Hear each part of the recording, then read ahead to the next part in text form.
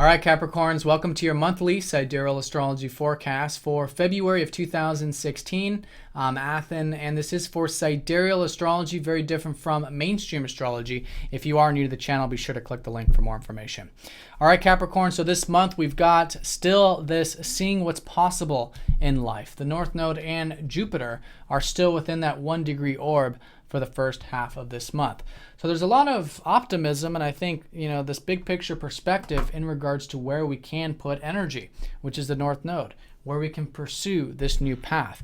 And the path is certainly shifting. It has been more about uncovering more about philosophy, spirituality, the adventurous side of life, which has been that North Node in your 9th for the past 2 years. But now for the next 2 years, roughly, you're going to have this support for you to cultivate what's really meaningful to you. What really matters to you in life? This is what the 8th house essentially symbolizes. And you've already had Jupiter here for the past 6 months.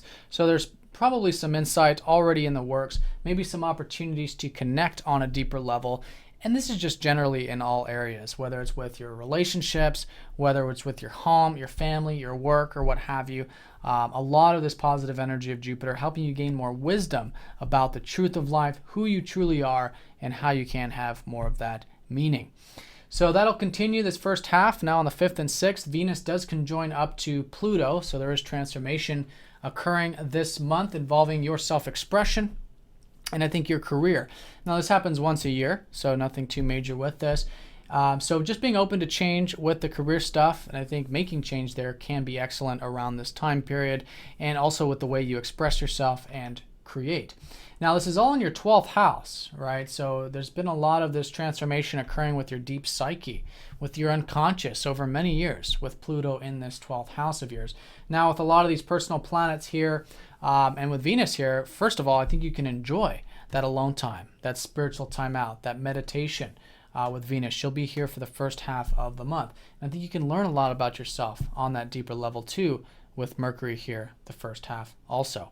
But in either case, around the 5th and 6th, I would say, maybe it's the meditation, maybe it's the reflection, but clearing out some old energies, some old belief systems, maybe deep in the psyche or whatnot, or fears even with Pluto, that can then help you release, have that transformation, and here I think really help you have more peace, presence, faith, and trust in your life. But it all comes from being open to change and being open to seeing things in that new light. Now on the 8th, we do have a new moon in your sign. Happy birthday to all you Capricorns who have your birthday this first half of the month.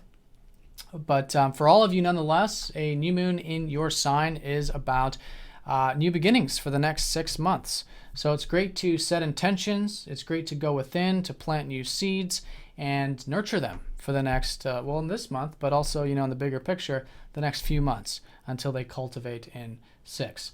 So great time to go within. The energies could be quite low at this time, but a lot of you, I think, are seeing much more about your goals. You have a lot of motivation and drive, I think, with the sun in your first house. So activating that, utilizing it, and during the new moon, reflecting on where you want to maybe see things or see yourself in the next 6 months. Now, this new moon is going to be squaring up to Mars, so taking it nice and slow, I think, will be important. And watching any extremes with that. But in either case, this is a Mars in your 10th house. So I think this month you're probably going to find that you're very motivated for the career stuff or your legacy or the big picture things, which are a great area of motivation for you. But when it comes to these new beginnings, I think just taking it nice and slow until it gains momentum will be important.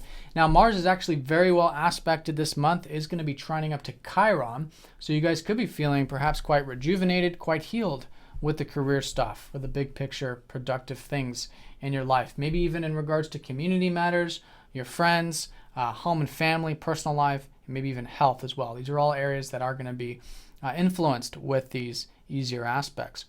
Now, the 13th and 15th, and basically this middle part of the month, Mars is going to be sextiling up to that North Node Jupiter conjunction. So this is an opening. And I think with whatever it is being rejuvenated and healed here with this motivation in the career or whatnot, there's an opening for you to channel that motivation into, again, accessing what's really meaningful, what's really true, what's really deep. And maybe even with all of this in Leo, again, that's self-expression. So it can be quite nice. And I think around this middle part, channeling in any energy towards what you might consider your future life path might be quite supportive.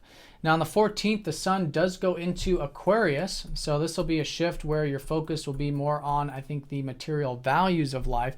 I think there'll still be a lot of energy and a lot of motivation for you. You're going to have Mercury going into that first house right at the same time your sun goes into that second. So things are still about cultivating and working with your goals and the things you're pursuing. But in this regards, I think you'll probably notice more of a shift the second half to seeing where you can cultivate more of that material security. Now that can be financial, but it's on a more fundamental level, seeing what you value in life and how you can enjoy the simple things and really be grateful for what you have. And that can be a great source of prana, a great source of energy and motivation for you with that sun in that second house. So yeah, Mercury in the first house, you guys, the second half could be feeling quite communicative. A lot of this energy comes out of your 12th, which is quite nice, including Venus, who will be going into your first house. So the second half of the month, you guys could be feeling good, looking good, enjoying those drives, motivations, anything you're intent on, even relationships as well. You could find that your self-expression and career are coming to the forefront in that first house also, maybe even your routine and your philosophy, with Mercury ruling your 6th and your 9th. But in either case, probably feeling quite communicative, quite intellectual, if you will, and perhaps enjoying just whatever it is that you might be involved with. So that's around the 14th through the 17th. Then on the 23rd, Jupiter does oppose up to Chiron, which has been an ongoing transit since last year. So the key with this one is that there is this healing taking place. And I think this is a healing that's been really helping you have more, first of all, faith and trust when it comes to the material or financial aspects of life, or just with your values, whatever those might be. But with Chiron, you've been going through a healing with that, with your values and your perspective on those things. So remembering that with all this deep stuff, which is, uncovering, it's now going into this new life path for you, balancing the deeper with the material enjoyments, right? Balancing those values and the material aspects with what's really meaningful. And when you find that balance, you'll see that there's really no difference between the earthly things and what's really meaningful when they actually are meaningful, right? And vice versa. What's really deep and meaningful does have an earthly counterpart, does have something that can be enjoyed about it. So when you find that balance, I think you'll naturally find this quite rejuvenating. And again, it's rejuvenating what's possible in regards to what's really meaningful to you. Now on the 23rd, we do have a full moon in Leo cultivating that 8th house. So for over the past 6 months, if you've been feeling like there's been a lot of things cultivating with your transformation, with what's really deep and again true to you, that can be cultivating here around this later part of the month. But at the very least, this is an illumination of these things, right? Of these things that are important to you. So great time to see that and channel this energy into the other areas of your life. Again, balancing the deeper with the material.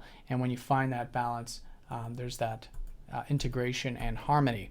Now on the 28th in particular, the sun will be going over Neptune. So with all this faith and trust, I think will be activated in regards to your values. And I think it's really good to have this. This happens once a year. And here you'll have that illumination, not so much in the intellectual sense necessarily, but I think the illumination and awareness of the importance of faith, trust, and going with the flow in regards to the things that you value in life. All right, Capricorn, so have a great month. Thanks for watching, and I'll see you all next time.